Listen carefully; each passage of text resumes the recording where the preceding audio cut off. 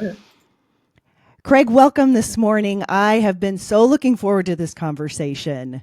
Andrea, me too. It's been on my calendar for a bit now, and I've been looking forward to this day. So I'm ready to dive in. Yeah, let's share a little bit about you and what we're going to be Sure. talking about. Craig is a certified clinical hypnotherapist, medical hypnosis specialist, and neuro-linguistic programming specialist. And he uses all of these skills to help people with test anxiety. Yeah. And I know I am super curious about hypnotherapy. And I also know that there are a lot of misconceptions about hypnotherapy. So I'm hoping we can dive deep into that and understand it a little bit better. Yeah, absolutely. First, thank you for inviting me onto your show, Andrea. And yeah, we're going to go deep into it because, yes, a lot of those myths, a lot of those misconceptions creates a lot of hesitancy. Yeah. And, we're the witch doctors, and I get that. We're at the bottom of the list. I've had many people tell me that this is their last resort. They've That's been in, crazy to me because the yeah. stuff I've read about it says it's Mhm. so effective. Yeah, there are thousands, if not literally tens of thousands of research studies published in peer-reviewed journals over the last 50 years. If you want a quick scan at them, Google has a subsection that only searches research papers that have been published in scientific and medical journals, Google Scholar. So if you go to regular Google, google.com, you put in their Google Scholar, and you'll get scholar.google.com. And type in hypnotherapy or type in hypnotherapy and pain control or hypnotherapy and anxiety. You'll get research study after research study that proves the efficacy, that proves the uh, ability of this healing modality to help people. And just to be clear, it's not that hypnotherapy is helping people, and it's not that I'm going to fix anybody. I'm not. I don't fix people, and hypnotherapy in and of itself doesn't fix people. People heal themselves, Hmm. and that's why this method or these methods, these techniques are so powerful because you're not seeking the healing from outside of yourself. You're not. This isn't. If I'm in a car accident, take me to the doctor. If I fall off the roof shoveling snow, take me to the emergency room. If I need my appendix out, I need a surgeon. And I think a lot of people get stuck in the rut because maybe they're going to a counselor or a talk therapist, and while there's great healing there that can happen, if you're not exactly sure what the problem is, if the Hmm. problem is within the unconscious mind, because maybe you got hurt when you were a child, maybe very seriously, and you don't remember that, or you're Right. just thinking about the argument you got in with your spouse or the troubles you're having at work, not thinking it has anything to do with the issues of when you were 7 years old or 5 years old, why would you ever start talking about it? But what's extraordinary is you know what the problem is. That's why your subconscious mind is trying to protect you from that hurt and pain. It doesn't want it to happen again. Your subconscious mind is for you. It may not seem like that sometimes, but your subconscious mind is for you. It's for your protection, it's for your safety, it's for your survival, which doesn't necessarily mean your happiness or your success, but it's for you, wants you alive, and it wants to protect you from hurt and pain. Unfortunately, you may be using the instructions on how to keep yourself safe that were set up when you're 5 years old or 6 years old. And maybe they did keep you safe. Maybe keeping yourself small, maybe hiding, metaphorically or literally, is what kept you safe in a home that was traumatizing and abusive, maybe emotionally or mentally or even physically. That was the best thing you could have done. But that's not going to work when you're in your 20s or your 30s or 70s or 80s. But nothing's going to change until you change the instructions that you set up. And not to say it was your fault or to blame you, blame Right. the victim, or say it should have. It certainly wasn't fair. But when you realize that, well, that 6 year old, that 7 year old, that 10 year old, they're the ones who set up how to keep themselves safe and set up those instructions. And that becomes very empowering because if you're the one who set up the instructions, that means you're the one who can change them. And Hmm. that's what therapeutic hypnosis helps you do. Again, I'm not going to fix you. And hypnotherapy in and of itself is not going to fix you. You fix yourself because you know what the problem is. Your subconscious mind, maybe through the feeling state of anxiety or anger or overwhelm or worry or fear, is sending you warning signals, not unlike somebody pulling the fire alarm in a building and the sirens and the lights go off. You're getting a warning signal that it's unsafe somewhere in your world, maybe at work, maybe at home, maybe just driving down the street and all the idiots on the road. It makes you enraged. It's like that's an automatic reaction that might not, if you really analyze it, isn't very logical. But you're Right. dealing with the emotionalized side of the mind, the subconscious mind. You know, maybe unconsciously, but there is a reason why that anxiety is being created, or that anger, or that fear. Your subconscious mind knows exactly why it's warning you with those feeling states. So you know what the problem is, maybe unconsciously, but you know what the problem is, and more importantly, you know what the answer is. And so, So, well, yeah. so I just want to I want to kind of put this into some sort of a framework for myself. Mhm. So you've got safety precautions that you've set up as a child to manage, and they are not working for you as an Mhm. adult Right. because we've grown and everything else. So you've got these triggers, Mhm. but you're not managing that feeling as an adult very well.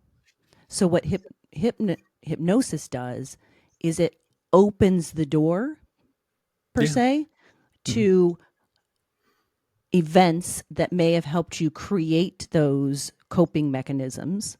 Yeah. So then you are able to go back and redefine Mhm. and maybe come up with coping mechanisms based on today's maturity, not on the maturity of a 5 or a Yeah. 6 or a 7 year old.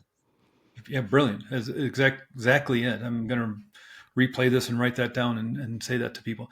That's exactly it. And we're specifically right now, Andrea, talking about childhood trauma, but this may have happened last month or last week. Maybe Right. you in your 30s got into an abusive relationship, or maybe you have an idiot boss at work, or maybe the stress or pressure of running your own business, or starting out on a career, or you're a high school student about to take a math test and you need to get a good grade, or you're not going to get into the college you're being pressured to go into, or something. So there's all sorts of life situations and circumstances. And the main issue, again, is the subconscious mind is trying to protect you and keep you safe and for your very survival. The kind of big problem is that the mind can't tell the difference between what's real and what's imagined. And this is Mm. most noticeable when somebody's having a nightmare. And maybe you've experienced this, Andrea, or maybe I'm sure a lot of your Yeah. listeners, your watchers have experienced having a nightmare. And it doesn't matter how ridiculous or how crazy or how stupid it is. A gigantic cheeseburger and his two hot dog friends are chasing down the street throwing coconuts at you. Or it could be something super realistic, like a war veteran having a PTSD dream about the war, even though it was 30 years ago. Both situations, the person's cozy, comfortable, safe in bed, and yet the mind thinks there's danger. There's an attack happening that's imminent. These coconuts are flying around your head. These bullets are flying around your head. And so even in deep sleep, we'll turn on the stress response. We'll literally start changing your brain chemistry, creating the hormones of adrenaline and cortisol. And I'm sure you've heard, and listeners have heard about the stories of the grandmothers lifting cars off of babies. That's adrenaline in the body doing that. Adrenaline, cortisol flowing through the body. 300% more blood now moving to the big muscles of your arms to fight. 300% more Right. blood moving to the big muscles of your legs to escape. That's coming from somewhere. So it's shutting down your immune system, turning down the power in your digestive system, all while in deep sleep. Your heart is racing. You're starting to sweat to cool down your body. Literally changing your physiology through thought alone. So imagine what's happening in your waking world. And it's the kind of the idea of an example may be, let's say you're at work and you're working for a big company and you're in charge of the marketing department and you're working in your office on some marketing stuff. And Bill and Fred in the next office, the two accountants, start their monthly argument because the numbers aren't adding up, and they start shouting at each other. And to a lot of the other people in the office are like, oh, there's those two idiots arguing about the numbers again. Why those guys work together, I don't know. And they just kind of laugh and chuckle and roll their eyes. But to you, maybe you start feeling really small and you start feeling afraid because those raised voices remind you maybe of what happened in the home while you were growing up, because mom and dad argued a lot. And even though you're an adult And you can logically and analyze the situation and think, oh yeah, Bill and Fred doing their monthly yelling at each other thing. But instead, that's being filtered through those files that of hurt and pain and trauma you experienced, whether it was last week, last month, or 40 years ago.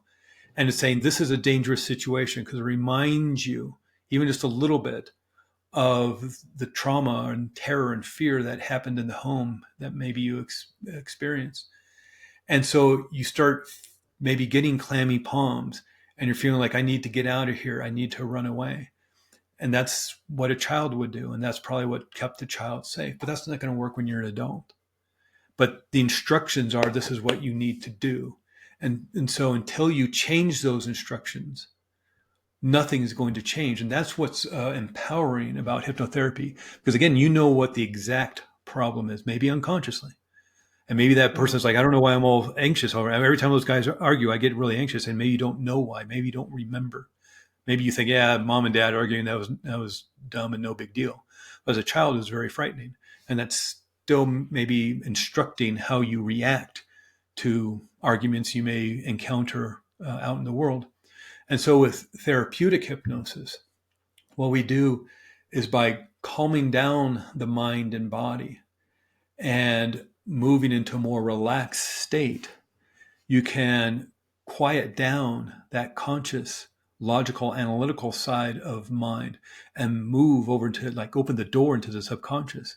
And oftentimes it might just be as easy to ask, why do you feel anxious every time Bill and Fred argue in the accounting department?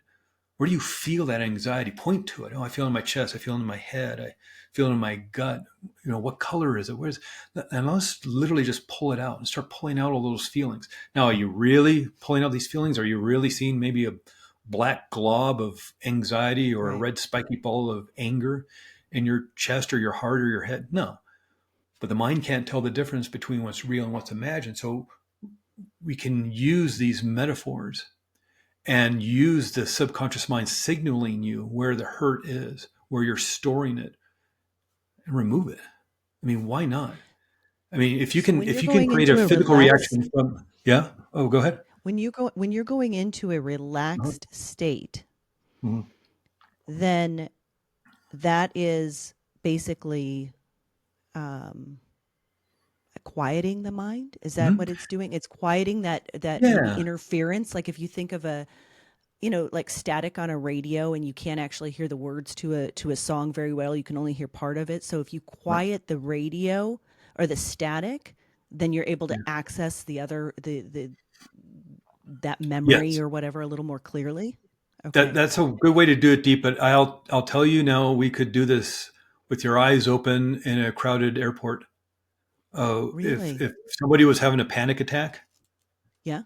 standing up. It's like you could do it with a stranger. It's like somebody's, let's say, a war veteran's having a panic attack about getting on a plane because the last time they were on a plane, they had an emergency landing or something that didn't go very well. And a couple people died or Mhm. something. And now they have to get on a plane to go, back home to their hometown. And they're starting to have a panic attack.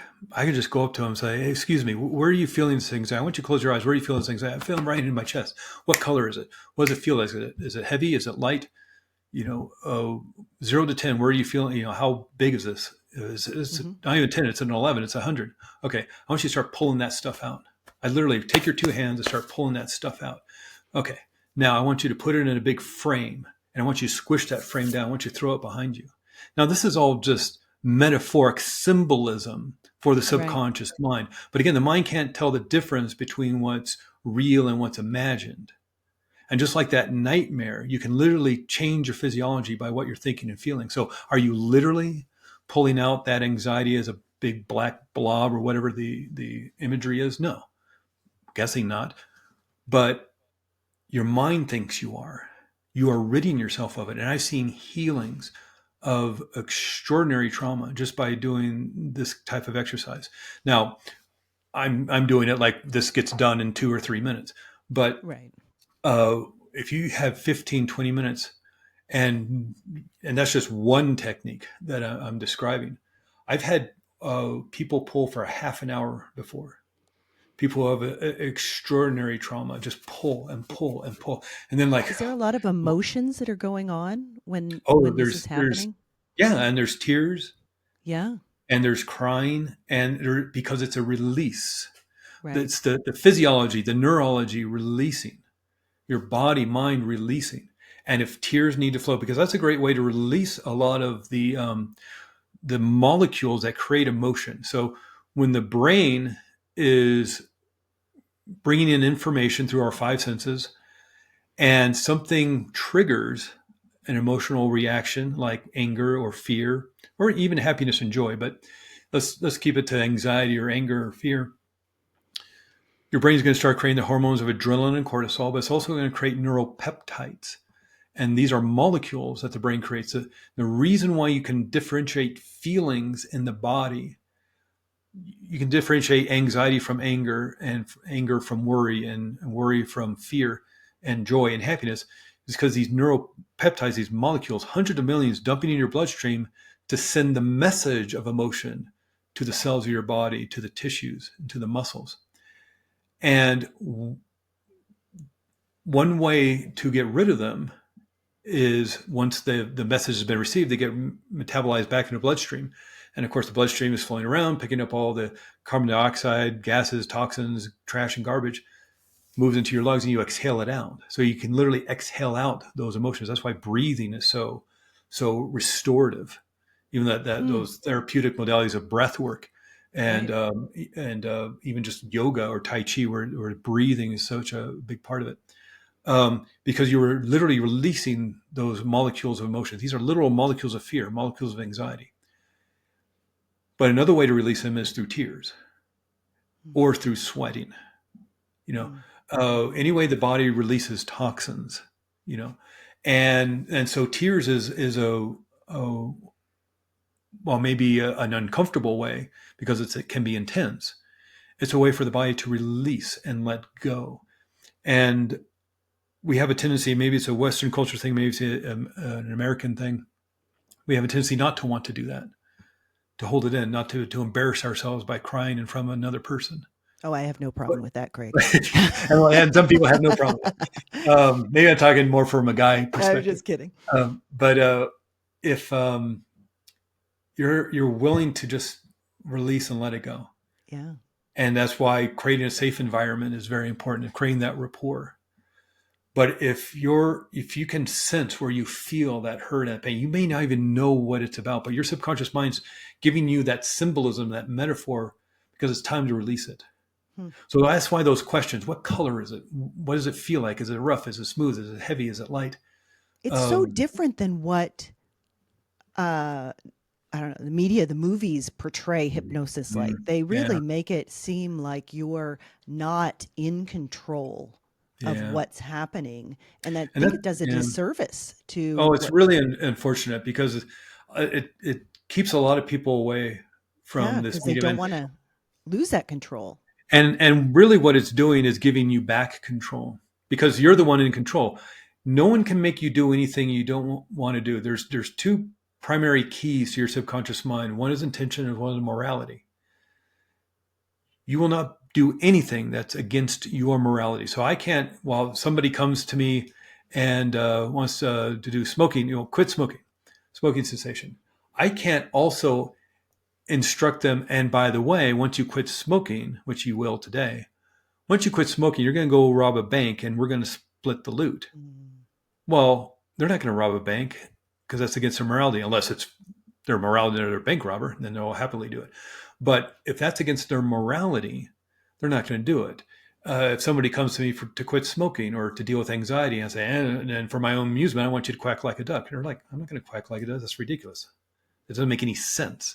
My intention is to quit smoking. My intention is to deal with my anxiety. My intention is to heal my trauma, not to act silly. So you're not going to do it because you're in control.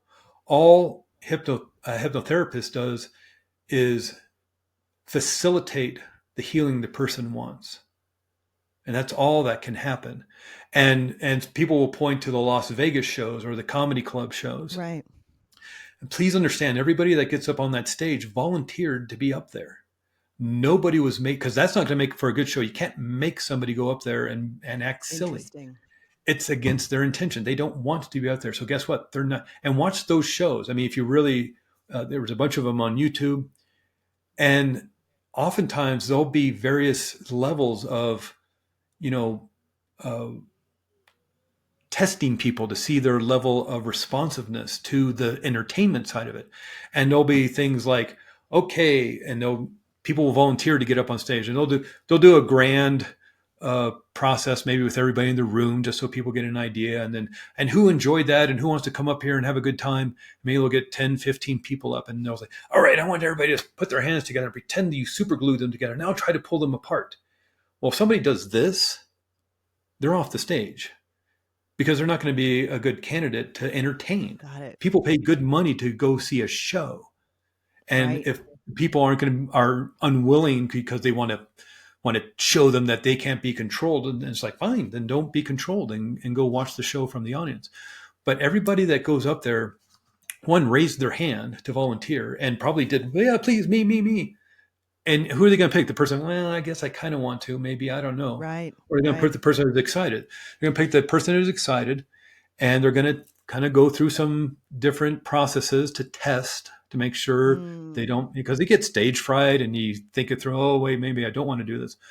But if you're an extrovert, if you're an exhibitionist, if you just want to act silly and have fun and entertain, then your intention is to put on a show. So what are you going to do? You're going to put Got on a it. show. And so the thing with a lot of the misconceptions is because in the movies, they only have a certain amount of time and a certain budget to make this movie. And how are we going to get Right. Jason Bourne to assassinate the prime minister? It's like, oh, let's just hypnotize him and move on with it, move on with the storytelling. Right. And so instead of a big 20-minute, oh, let's train him to do this and that and everything, well, let's just in a 3-minute scene hypnotize him to do it. And it's like, well, that's not how it works. Unless you have some morality issues and you want to go assassinate the prime minister, then you'll probably do it. But I'm guessing the people who listen to your show, Andrea, are of a morality where, yeah, they're going to be safe, and they're coming to a therapeutic hypnosis session to create healing. They may even not Yeah. they may not know what the healing is. They just know that they feel that heaviness or that dread, or that they know they experience trauma and they can't remember it. And it's not to recall memories, it's to heal, you know. And so a great example, just real quickly, I'll give you an example of somebody I worked with. And back in 2020 and 2021, I was doing Zoom classes for the cancer support community of Arizona. I'm in Flagstaff, Arizona. And of course, back then with COVID, first thing the cancer support community did, we have an office in Flagstaff. The first thing they did is shut down the classes and the support group meetings and things like that, because they have compromised immune systems. They were the first groups I noticed that were really shutting things down. And so everything went to Zoom. And so we started doing Zoom class. We do a series of classes, hypnotherapy classes once a week on pain control and healing acceleration and immune system boosting, things like that. And during one series, an older person came. I'm guessing she was about in her 70s. And we had done 2 classes. And, there's like 12, 15 people in this Zoom class. And we're going an hour doing a process together. And on the third class, she was early to the class, and I was already there setting up the meeting, Zoom meeting. And so we're just chit-chatting. And she says, hey, I wanted to ask you, does hypnotherapy work with procrastination? And hypnotherapy works very well with procrastination, because that's a defense mechanism. Even though the thing you need to do, the test you need to turn in, or the report you need to turn in at work, or the presentation, whatever, even though it may be beneficial to you and help you in life, there's some fear. And so you want to back away. You want to make yourself small. You want to hide. Again, that's a great safety mechanism. Down in southern Arizona in the desert, you may be walking out in nature, and there are rattlesnakes in the trail. You want to move away from that. You want to make yourself small and keep away from the fight in the street. You want to make yourself small. But when it becomes unresourceful, now you have procrastination. And so that's a mindset issue, and it works with hypnotherapy. So we set up a one-on-one session for the very next day at some time in the afternoon. And what's interesting about this work is when you realize you're going to be doing some healing work, the gears start turning. And you can work on a problem, but why not work on the problem? And so she got to the session the very next day, 24 hours later. It's a Zoom session, and she says, I told you I wanted to work on procrastination, but what I really want to work on is why I don't matter in life. This is a 70-year-old woman who Hmm. thinks she doesn't matter, who thinks she's worthless.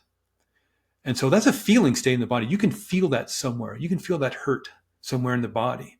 And so that's the kind of process we started working on. So we start the therapy, start the process, and we get to the point where it's like, I want you to tell me when you think that you're worthless and that you don't matter in life, where do you feel that in your body? Point to it. What color? Start doing all the thing. But before we heal it, let's see the origin of it, because maybe something else needs to be healed. I want you to go back to the very first time you ever felt that. So now we're going to access some memory. She may not remember it, but somewhere in the subconscious mind is that original ground zero event in which she felt like she didn't matter in life. So I'm going to do 10 down to 1. And by 1, you're going to be at that very first time, the very first time you ever felt that you didn't matter in life, no matter what age it was. 10 down to 1. And I say, okay, please tell me, where are you? And she says, I'm standing up in my crib and my father's screaming at me because I won't stop crying. And so, guessing she's around 70 years old, that's the late 1950s, early 1960s. Men maybe aren't trained on how to be nurturing parents to children that young. And maybe dad's having a bad day, a bad week, a bad life. Mom's out of the house and the baby's crying and he doesn't know what to do. And in his frustration, in his anger, and his, the only thing he knows how to do is to scream louder than the baby and tell the baby to shut up. And in that instance, that child needs to justify why this is happening. There needs to be some sort of explanation about why this is happening. There's a person who's supposed to love her and nurture her and protect her is screaming at her. And I guess it means I don't matter in life. I guess that means I'm worthless. Now, is that true? Of course, that's not true. But in that instant, that 1-year-old child, that 14-month-old child thinks, wow, I guess that's the only reason this makes sense is that I don't matter. And she kept that instruction, that suggestion, until one day she decided to let it go. She decided it was time, that she no longer needed that or wanted that. And so she let it go. Change happens in an instant. Now, there may be some lead up time and some setup to that change, but change happens in an instant. Mm-hmm. And just as a trauma can be installed instantaneously, why wouldn't you be able to heal it instantaneously? Who said you couldn't do that?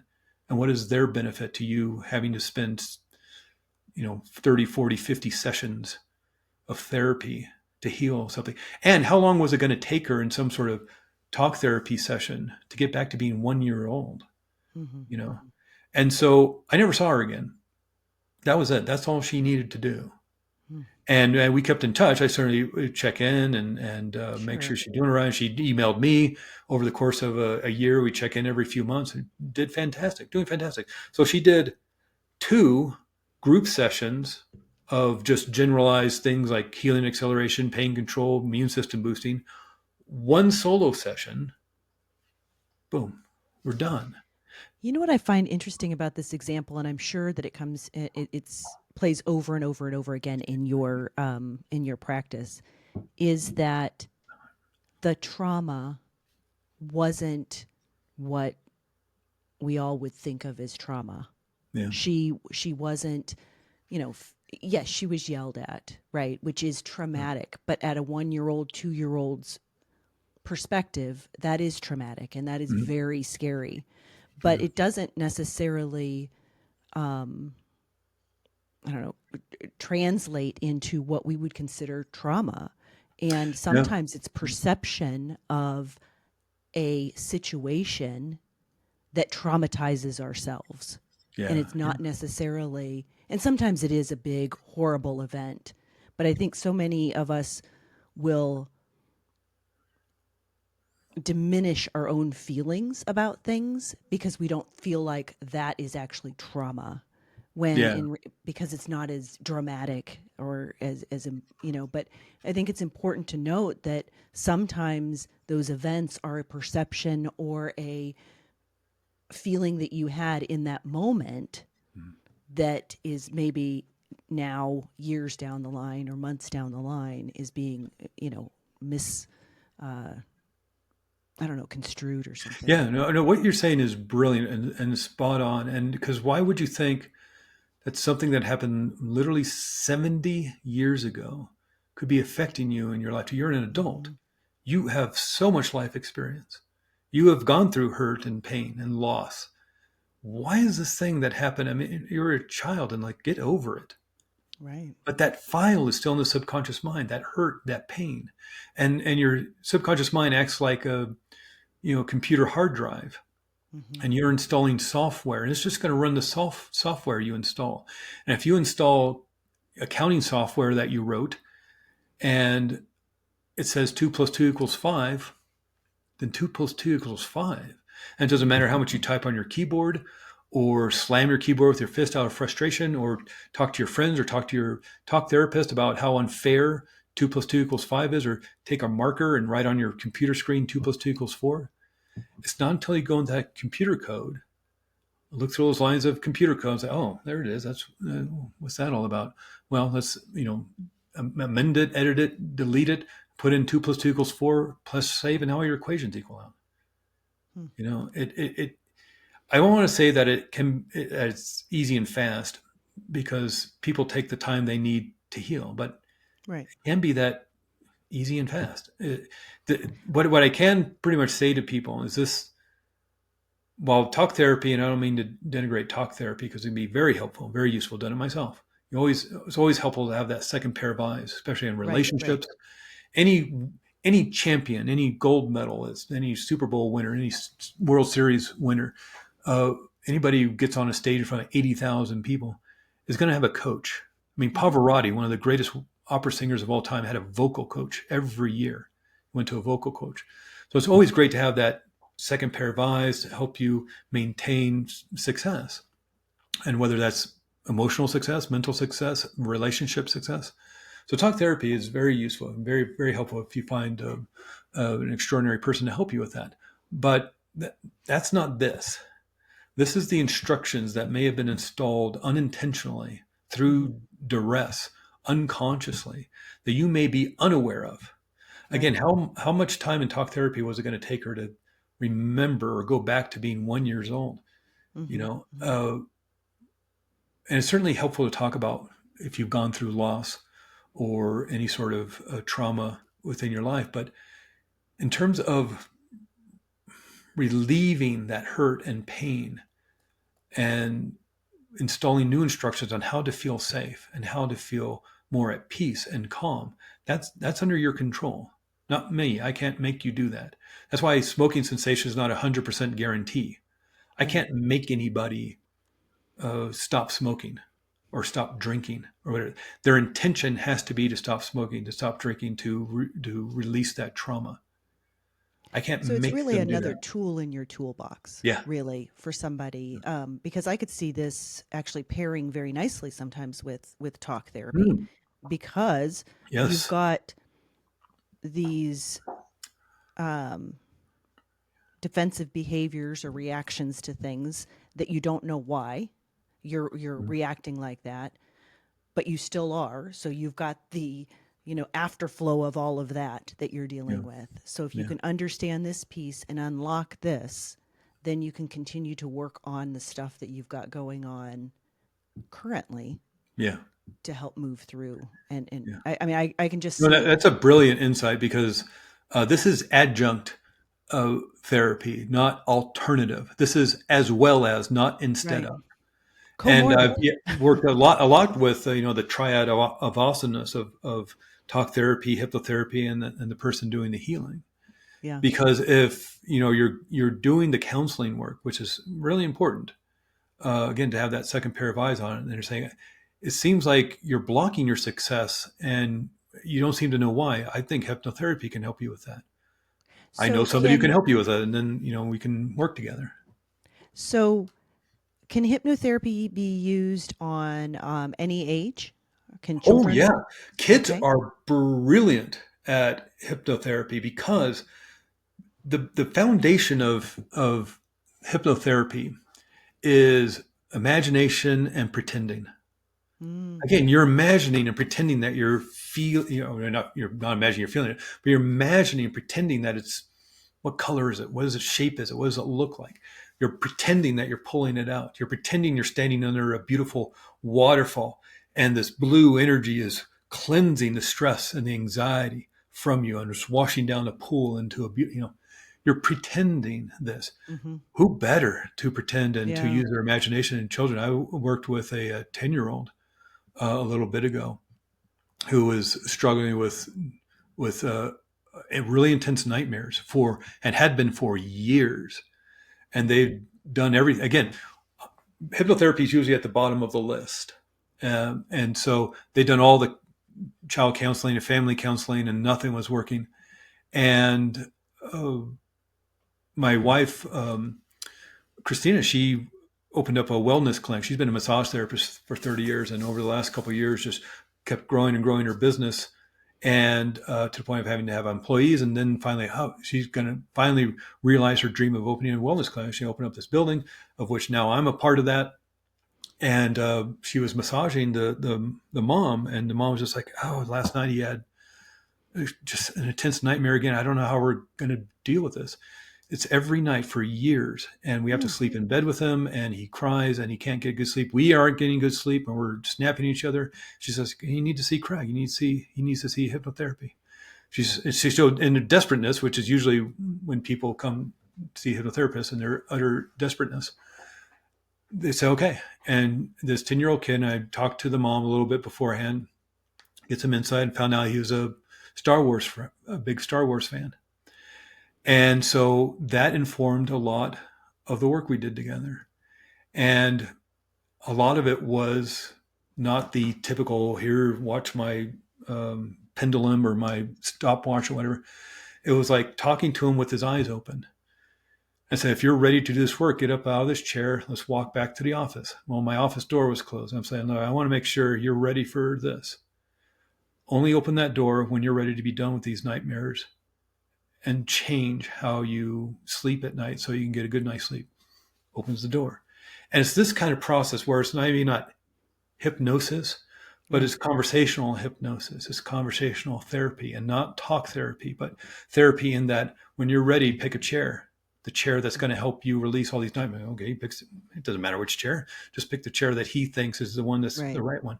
And then if anybody that's been, your listeners have seen like the Mandalorian Mm-hmm. TV show, the Star Wars show, and Baby Yoda.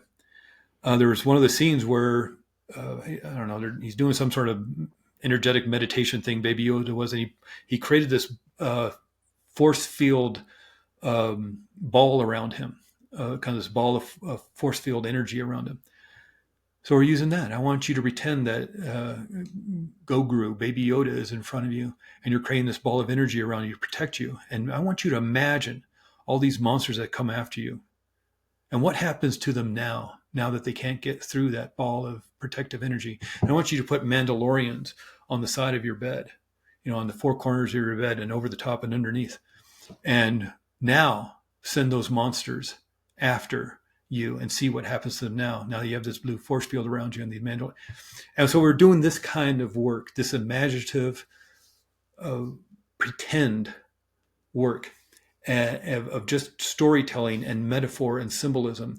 And he never had a nightmare again. It's 45 minutes. He never had a nightmare again after years. Wow. And again, it's not to toot my own horn or say that I fixed him, but I gave him the resources, and there was still homework. And mom was in the room, and I made sure that you understand. I sent them an email and said, "This is what you do at night. You make Right. sure that force field is around him. You make sure those Mandalorians are guarding his bed. You even maybe practice before he falls asleep with the monsters coming at him and reminding him they bounce off, they disintegrate, whatever happens. It's his imagination, and then go to sleep and do that for multiple nights for like a week. But the first night, nothing. That was it. Wow. Well, you put And him in again, it's not control. that I'm fixing him. I'm Right. giving him the resources that he already had in the first place, Right. just But using it to his advantage and doing it on purpose. you're giving him the tools on how he can best protect himself. Yeah. or manage the situation so that now he's in control of Yeah. what's going on. Well, that's And he can fascinating. use this in any other situation, Right, right. right? It doesn't necessarily have to be just for now. He has the skills uh, available because he can tap into his own talent, his own ability to change his thoughts and therefore change how he feels in the body. Wow. And what a gift to give a 10-year-old, let No alone a kidding. 16-year-old, let alone a 20-year-old. Yeah. Um, and so kids are great at this work. Hmm. And it's even like with Ted, we mentioned that before, and I know we kind of run up against time, but one of the issues with kids, and not just kids, adults have to take tests, of course. Right. Police, firefighters, plumbers, electricians, real estate agents, lawyers, they all have to get tests to get certified or licensed in the state. Real estate agents, no matter what age you are, whether you're 65 taking the real estate exam or you're a 16-year-old taking the SAT or something, all these different people have to take tests. And there's this sometimes the fear of judgment, sometimes fear of failure, Hmm. more than likely because there's been failure in the past. There's been judgment in the past and you failed and you got punished and you Hmm. got grounded and you didn't get to go to the homecoming dance or whatever. And so instead of looking at a test and saying, oh boy, he really doesn't know the Revolutionary War very well at all. We need to hit that a little bit harder. Here's this book to read.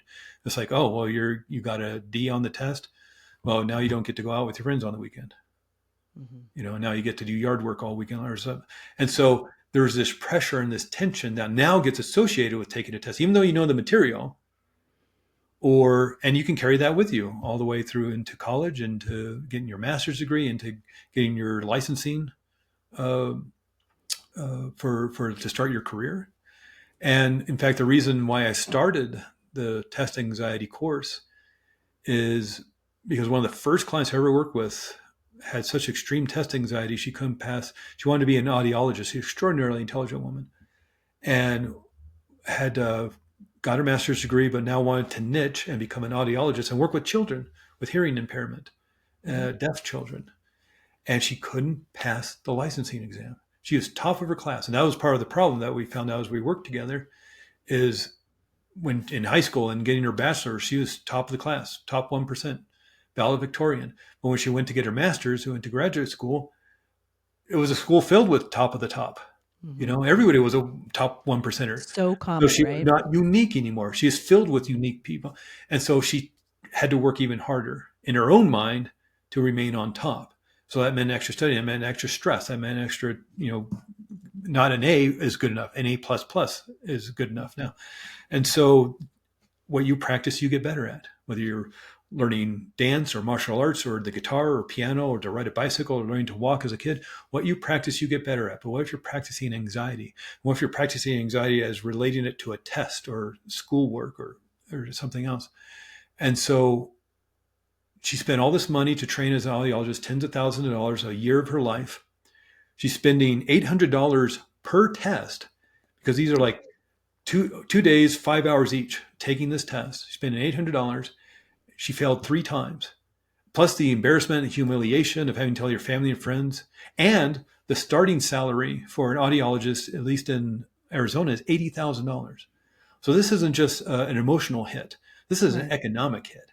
Right. And so we worked together, and she dealt with the anxiety and got some tools on how to manage stress and anxiety and fear.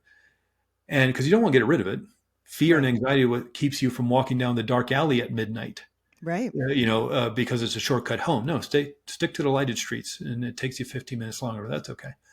And so, uh, with her, she was able to use the tools to pass the test.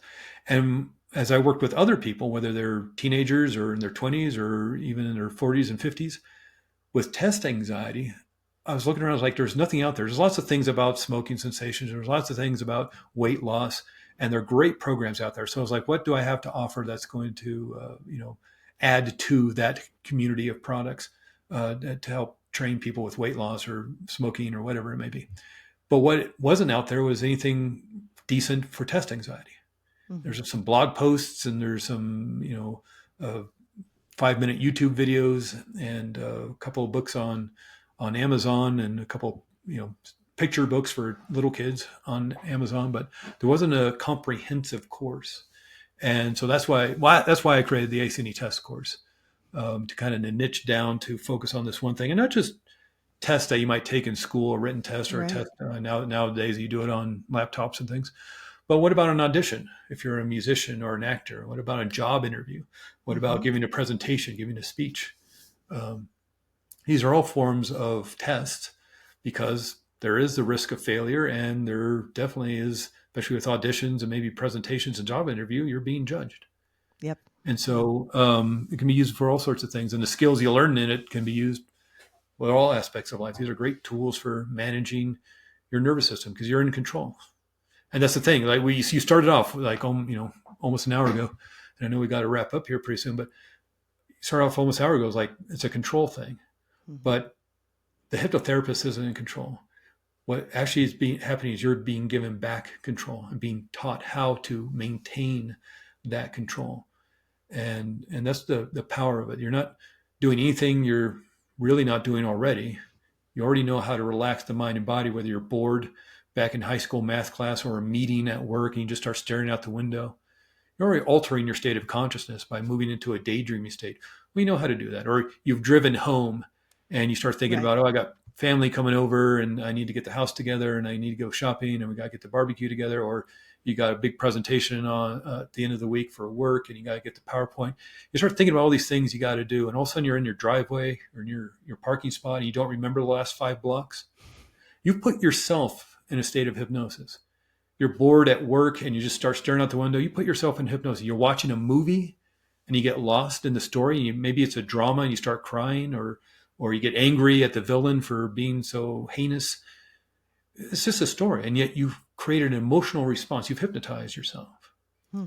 And so really a lot of this work, we're all in a state of hypnosis because especially if you're reacting unconsciously and creating the feeling state of anxiety or anger or overwhelm. You're driving. I know people who are the calmest, most beautiful, wonderful, peaceful people, most pacifistic people, if that's a word, you've ever met. And you get them on the freeway. They're crazy. Oh my God. It's frightening, the change in personality. Yeah. And again, what you practice, you get better at. So not only is it just the whole car situation is triggering with the hands on the steering wheel and the brake and and the gas pedal, and the feeling of the seat. All this is triggering a response to once you see one idiot, you see 2 idiots, you see 3 idiots, and then a rage happens, and you're hypnotized yourself to react in a certain way unconsciously to certain triggers in your environment. We're all hypnotized in some way or other. So a lot of this work really, like with the story I told about the older woman, is dehypnotizing you. Hmm. She was hypnotized to think she was worthless and didn't matter in life. Was that true? Absolutely not. There's not one person in the world that would tell her that. Right. And yet she had hypnotized herself to think that was true until one day she let it go. And so that's how powerful you are. You're allowed to heal. You have the power, the ability, and the right to do that. So, Craig, you do this hypnosis and the ACE test taking, but you do those online, correct?